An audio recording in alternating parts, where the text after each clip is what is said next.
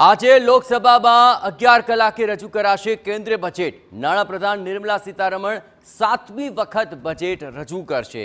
ટેક્સમાં રાહતથી લઈને રોજગાર સુધીની ભેટની શક્યતા જોવાઈ રહી છે। નોકરિયાત અને મધ્યમ વર્ગની આશા અપેક્ષાઓનું આ બજેટ રહેશે। ઇન્ફ્રાસ્ટ્રક્ચરથી ડિફેન્સ સેક્ટર માટે મોટી જાહેરાત થઈ શકે છે। આ ઉપરાંત આવાસ, મોંઘવારી, હોમ લોન અંગે પણ મોટી જાહેરાતની શક્યતા જોવાઈ રહી છે। એ સિવાય રેલવે, ડિફેન્સ, ઇન્ફ્રાસ્ટ્રક્ચર સેક્ટર પર દેશવાસીઓની નજર રહેશે। લોકસભા ચૂંટણી પરિણામો બાદ મોદી સરકાર 3.0નું આ પહેલું બજેટ છે। તો બજેટમાં મોદી 3.0નો 5 વર્ષનો રોડમેપ દેખાશે। અર્થતંત્રમાં માંગ વધારા માટે પગલાં લેવામાં આવશે। રોજગાર વધારા માટે નવા નિર્ણયો લેવામાં આવશે અને ગ્રીન ઇકોનોમી પર ભાર મૂકવામાં આવી શકે છે।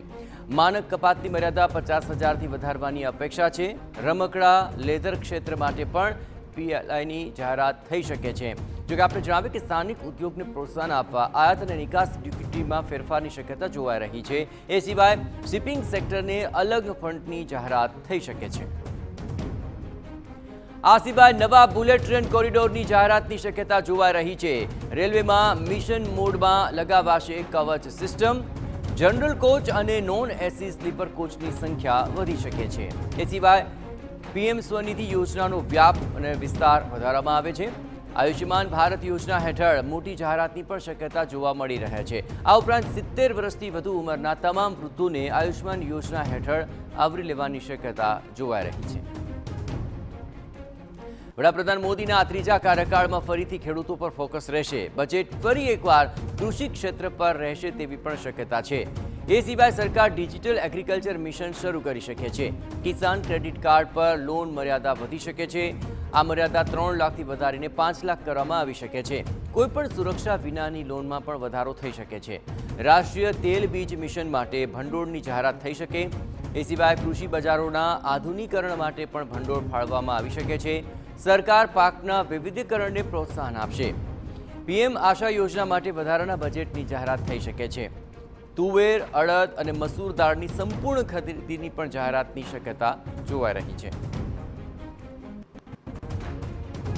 બજેટમાં આવકવેરા ભરનાર માટે મોટી જાહેરાતની શક્યતા જોવાઈ રહી છે। આવકવેરા ભરનારને હવે રાહત મળી શકે છે। સ્ટાન્ડર્ડ ડિડક્શન વધારી શકાય। એ ઉપર 12 લાખ રૂપિયા સુધીના ટેક્સ સ્લેબમાં ફેરફાર થઈ શકે। સરકારી કર્મચારીઓ માટે એનપીએસમાં ફેરફાર શક્ય છે। એ ઉપરાંત નેશનલ પેન્શન સ્કીમને વધુ આકર્ષક બનાવવાના પ્રયત્નો પણ દેખાઈ શકે છે। ઓવરઓલ આજનું આ બજેટ છે તે આગામી 5 વર્ષનો એક રોડમેપ ચોક્કસપણે દર્શાવવામાં આવી શકે છે, કારણ કે મોદી સરકારના ત્રીજા કાર્યકાળનું આ પહેલું બજેટ છે અને તેમાં આગામી 5 વર્ષનો એક આછેરો ખ્યાલ આવે અને આગામી વર્ષ માટે તમામ જે પ્લાનિંગ છે તેની મોટી વાતો સામે આવી શકે છે એમ છે। કારણ કે આ ત્રીજી મહત્વપૂર્ણ જીત અને કેન્દ્રમાં સરકાર બનાવ્યા બાદ ઘણું આશાસ્પદ લાગી રહ્યું છે આ બજેટ, અને તેમાં કયા મહત્વપૂર્ણ જાહેરાતોને અવકાશ રહેશે તે જાણવું મહત્વપૂર્ણ બની રહેશે।